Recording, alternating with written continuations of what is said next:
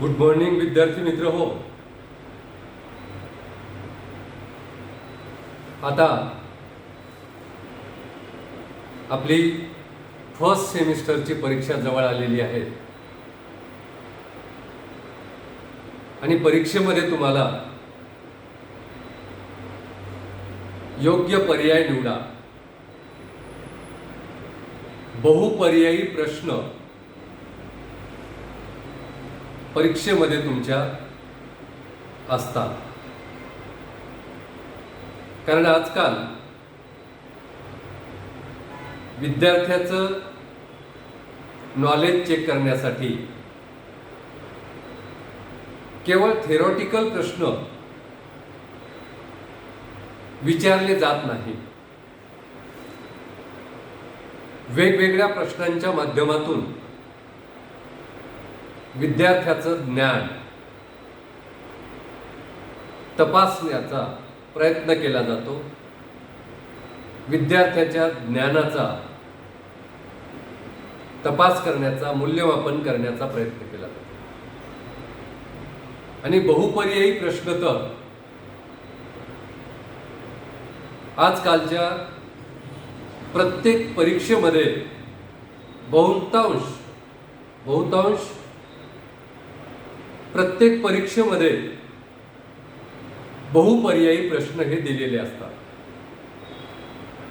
मग त्या स्पर्धा परीक्षा असो की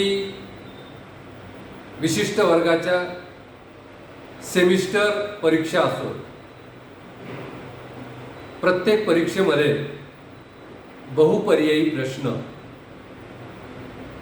विचारून विद्यार्थ्यांनी जे ज्ञान आत्मसात केलेलं आहे, पर्टिक्युलर विषयाविषयी जे त्यांनी ज्ञान संपादन केलेलं आहे, त्या ज्ञान संपादनाचं मूल्यमापन बहुपर्यायी प्रश्नांच्या माध्यमातून करण्याचा प्रयत्न केला जातो. त्यामुळे बहुपर्यायी प्रश्न कसे असतात आणि आपण केलेल्या अभ्यासाच्या आधारावर बहुपर्यायी प्रश्न कसे सोडवावेत या संदर्भामध्ये आपण या तासामध्ये माहिती घेणार आहोत. आणि आपला जो सूक्ष्म अर्थशास्त्र मायक्रो इकॉनॉमिक्स हा पेपर आहे, या बहुपर्यायी प्रश्नाच्या माध्यमातून संपूर्ण सिलेबसची, संपूर्ण अभ्यासक्रमाची, या विविध प्रश्नांच्या माध्यमातून त्या ठिकाणी आपली एक उजळणी होईल, आपलं एक ओरिएंटेशन होईल. आणि त्या माध्यमातून आपल्या अनेक गोष्टी ज्या क्लिअर नसतात, कन्फ्युजन जे आहे अनेक बाबतीत, ते कन्फ्युजन दूर होईल. म्हणून आपण या तासामध्ये बहुपर्यायी जे प्रश्न आहेत, सूक्ष्म अर्थशास्त्र या पेपरमधील बहुपर्यायी प्रश्न अभ्यासूया. ते प्रश्न कसे असतात, त्याचे पर्याय कसे दिलेले असतात, त्या बहुपर्यायापैकी अनेक पर्यायापैकी योग्य पर्याय आपण कसा निवडावयाचा. या बहुपर्यायी प्रश्नामध्ये एक उत्तर करेक्ट असू शकते, एक उत्तर बरोबर असू शकते, किंवा दोन उत्तरं बरोबर असू शकतात. 4 पर्याय दिले असतील तर 3 उत्तरही बरोबर असू शकतात.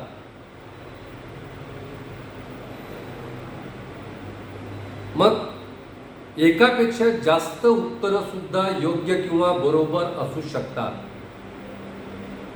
त्यामुळे योग्य पर्याय कोणता आहे, 4 पर्यायापैकी योग्य पर्याय कोणता आहे याची तुम्हाला योग्य निवड करावी लागते आणि तो पर्याय परीक्षेत सूचना दिल्याप्रमाणे त्याला राईट करावा लागतं किंवा तो लिहावा लागतो.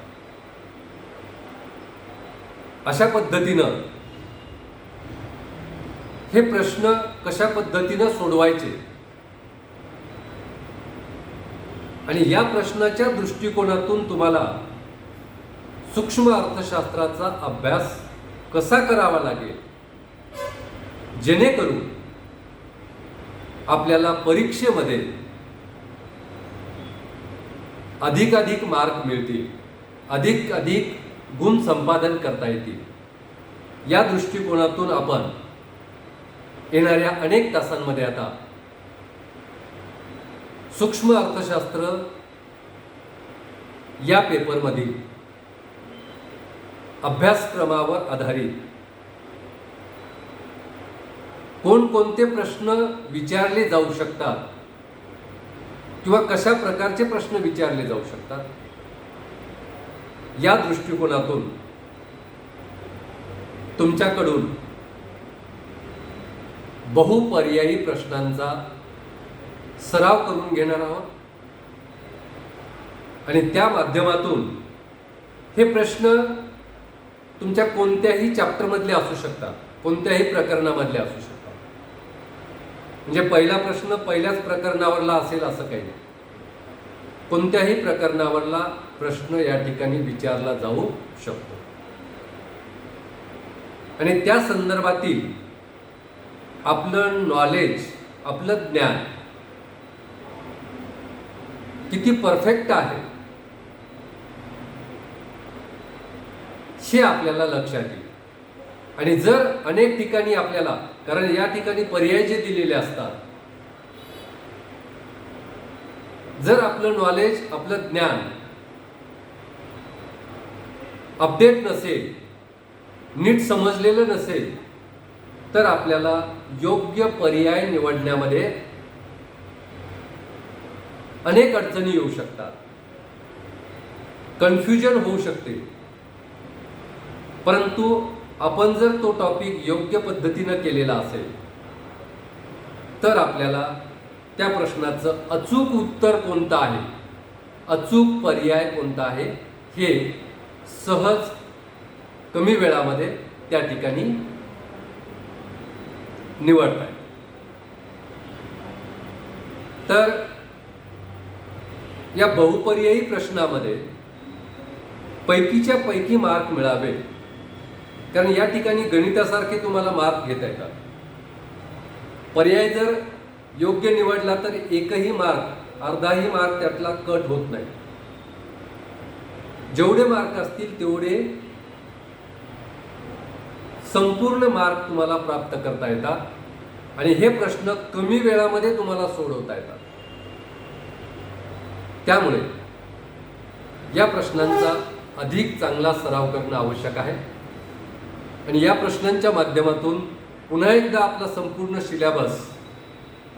संपूर्ण सिलेबसचा एक आढावा सुद्धा घेतला जाईल आणि तुमच्या ज्या काही शंका आहेत त्या शंका सुद्धा या ठिकाणी दूर केल्या जातील. तर आपण आता या योग्य पर्याय निवडा किंवा बहुपर्यायी प्रश्न सोडवा.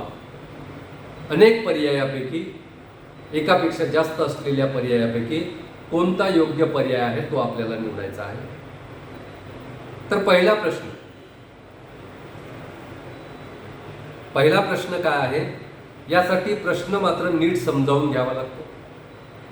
प्रश्न नीट समजल्यास आपण योग्य पर्याय निवडू शकतो आणि जर घाई केली प्रश्न समजून घेण्यामध्ये, प्रश्न पूर्णपणे योग्य वाचला नाही, समजून घेतला नाही, तर तुमच्याकडून उत्तर येत असून सुद्धा, उत्तर माहीत असून सुद्धा योग्य पर्याय निवडला जाणार नाही. म्हणून त्या ठिकाणी प्रश्न नीट समजून घ्या आणि पर्याय सुद्धा किती आहे हे नीट त्या ठिकाणी समजून घ्या आणि त्याच्यानंतर योग्य पर्याय कोणता आहे हे त्या ठिकाणी तुम्हाला निवडायचं आहे. ठीक आहे, पहिला प्रश्न घेऊया आपण. समवृत्ती वक्र नेहमी आरंभ बिंदूशी डॅश डॅश डॅश असतो. पुन्हा एकदा प्रश्न वाचतो. समवृत्ती वक्र नेहमी आरंभ बिंदूशी रिकामी जागा असतो. आता आपण समवर्ती वक्राचा अभ्यास करताना समवृत्ती वक्र काढलेला आहे. समवर्ती वक्राचा आकार सुद्धा आपल्याला माहित आहे. आता त्या अभ्यासाच्या अनुभवावर तुम्हाला खाली जे 4 पर्याय दिलेले आहेत त्यापैकी एक पर्याय किंवा योग्य पर्याय जेवढे असतील ते तुम्हाला निवडायचे आहे. आता प्रश्न आहे, समवृत्ती वक्र नेहमी आरंभ बिंदूशी डॅश डॅश डॅश असतो किंवा रिकामी जागा असतो. आता समवर्ती वक्र आरंभ बिंदूशी म्हणजे त्या आकृतीमध्ये आरंभ बिंदूशी म्हणजे ओ या बिंदूशी किंवा मराठीमध्ये लिहिले तर अ बिंदूशी कसा असतो त्याचे पर्याय दिलेले आहेत. पहिला पर्याय आहे बहिर्गोल असतो. दुसरा पर्याय आहे अंतर्गोल असतो. तिसरा पर्याय आहे अंतर्गोल व बहिर्गोल. म्हणजे तिसऱ्या पर्यायामध्ये सांगितलंय अंतर्गोल सुद्धा असतो आणि बहिर्गोल सुद्धा असतो. आणि चौथा पर्याय आहे वरील सर्व. आता वरील सर्व म्हणजे अ बहिर्गोल आहे, ब अंतर्गोल आहे आणि क अंतर्गोल व बहिर्गोल. आणि हे जर तिन्ही करेक्ट असतील, तिन्ही बरोबर असतील तर वरील सर्व या चौथ्या पर्यायाची तुम्हाला निवड करावी लागेल. तो चौथा पर्याय टिक करावा लागेल. तर समवृत्ती वक्र नेहमी आरंभ बिंदूशी कसा असतो? बहिर्गोल असतो का अंतर्गोल असतो? का अंतर्गोलही असतो बहिर्गोलही असतो? तर समवर्ती वक्र आरंभ बिंदूशी नेहमी समवर्ती वक्र नेहमी आरंभ बिंदूशी रिकामी जागा असतो. याचं योग्य उत्तर आहे ते म्हणजे बहिर्गोल असतो. समवर्ती वक्र आरंभ बिंदूशी नेहमी बहिर्गोल असतो. तर या ठिकाणी आपण आकृतीच्या साहाय्याने ते पुन्हा तुम्हाला समजावून सांगतो की ही समवर्ती वक्र काढताना अशी आकृती असते. हा y अक्ष असतो, हा x अक्ष असतो, O हा आरंभ बिंदू असतो आणि समवर्ती वक्र हा अशा पद्धतीने तयार. तर हा आरंभ बिंदूशी O या बिंदूशी हा बहिर्गोल असतो हे या ठिकाणी आपल्याला दिसून येते आणि हे आपण वर्गामध्ये अभ्यासलेलं सुद्धा आहे. म्हणून या पहिल्या प्रश्नाचं उत्तर समवृत्ती वक्र नेहमी आरंभ बिंदूशी रिकामी जागा असतो म्हणजे तो बहिर्गोल असतो. हा बहिर्गोल अ हा पर्याय योग्य पर्याय आहे. म्हणून ज्या विद्यार्थ्यांनी समवर्ती वक्र नेहमी आरंभ बिंदूशी बहिर्गोल असतो हा अबहिर्गोल हा पर्याय निवडलेला आहे त्या विद्यार्थ्याला या प्रश्नाला 1 मार्क असेल तर पूर्णपणे 1 मार्क मिळतो. त्यामध्ये कुठेही कट होत नाही. म्हणून त्या ठिकाणी पहिला पर्याय पहिल्या प्रश्नाचा अ हा पर्याय योग्य आहे. तर समवर्ती वक्र नेहमी आरंभ बिंदूशी बहिर्गोल असतो. ठीक आहे. आता आपण दुसरा प्रश्न घेऊया. दुसरा प्रश्न काय आहे, नीट लक्षात घ्या. रॉबिन्सची अर्थशास्त्राची व्याख्या. रॉबिन्स या अर्थशास्त्रज्ञाने अर्थशास्त्राची व्याख्या दिलेली आहे, जी आपण सविस्तरपणे अभ्यासलेली आहे. तर रॉबिन्सची अर्थशास्त्राची व्याख्या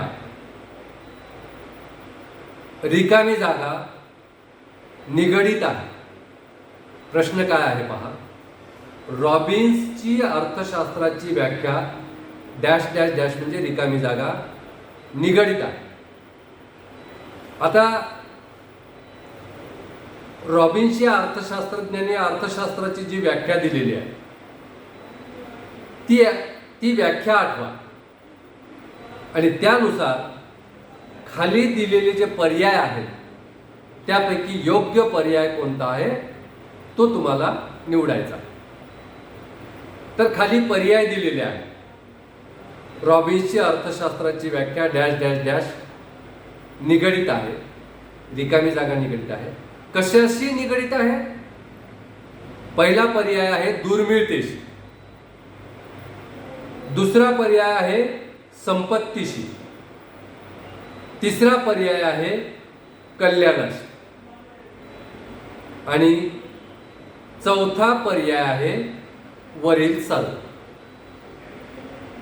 तर योग्य पर्याय तुम्हाला निवडायचा अ, ब, क आणि ड. अ आहे दुर्मिळतेशी, ब आहे संपत्तीशी आणि क आहे कल्याणाशी आणि ड आहे वरील सर्व. तर रॉबिन्सची आपण अर्थशास्त्राची व्याख्या पाहिली.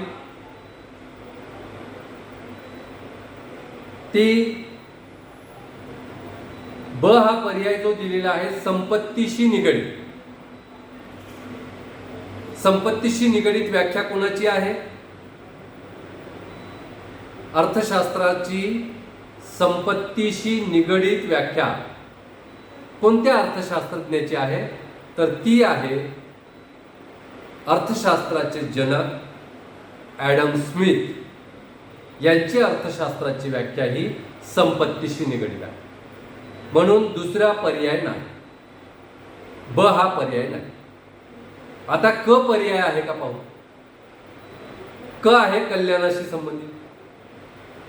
तर अर्थशास्त्राची कल्याणाशी संबंधित व्याख्या कोणत्या अर्थशास्त्रज्ञाची आहे?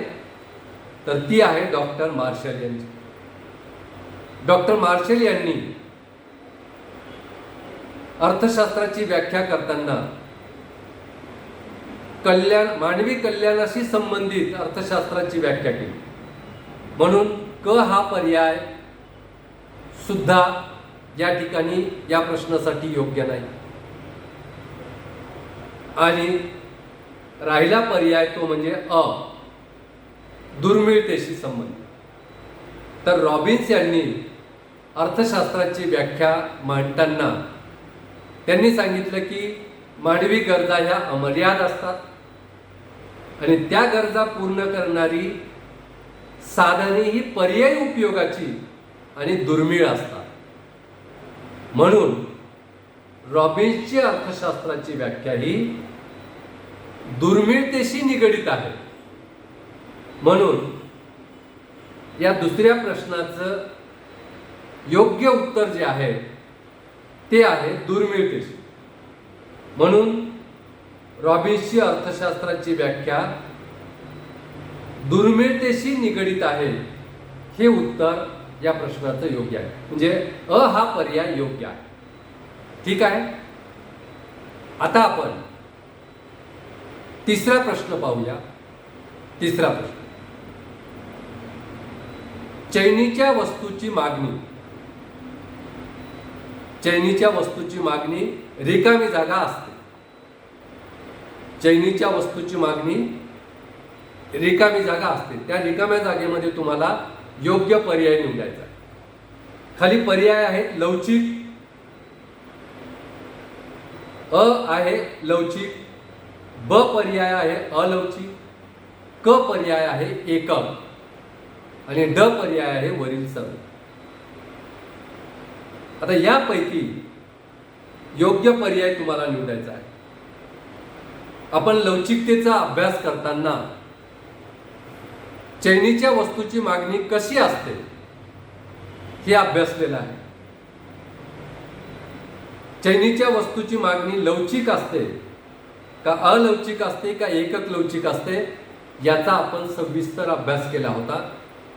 तर आठवा की चैनीच्या वस्तूची मागणी कशी असते आणि त्याचं कारण सुद्धा मी तुम्हाला सांगितलेलं होतं. चैनीच्या वस्तूची मागणी अलवचिक असते का?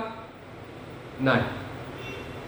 चैनीच्या वस्तूची मागणी एकक लवचिक असते का? नाही. चैनीच्या वस्तूची मागणी ही लवचिक असते. कारण का? चैनीच्या वस्तू ह्या जीवनावश्यक नसतात. त्या वस्तू आपण चैन म्हणून वापरत असतो. जर अशा चैनीच्या वस्तूच्या किमती वाढल्या तर लोक अशा चैनीच्या वस्तूचा वापर कमी करतात. परिणामी किंमत वाढल्यामुळे या वस्तूची मागणी कमी होते आणि जर या वस्तूच्या किमती कमी झाल्या तर लोक चैन म्हणून स्वस्त झालेल्या असलेल्या चैनीच्या वस्तूची मागणी वाढवतात. म्हणजेच चैनीच्या वस्तूची मागणी ही लवचिक असते. म्हणून चैनीच्या वस्तूची मागणी रिकामी जागा असते. या प्रश्नाचं योग्य उत्तर अ हा पर्याय आहे, लवचिक असते.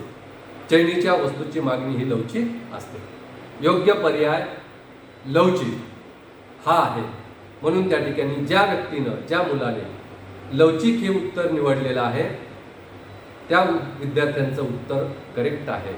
म्हणून त्या ठिकाणी अशा प्रकारे योग्य पर्याय निवडायचा असतो. या ठिकाणी आपण थांबूया आणि उर्वरित प्रश्न पुढच्या तासामध्ये अभ्यासूया. धन्यवाद.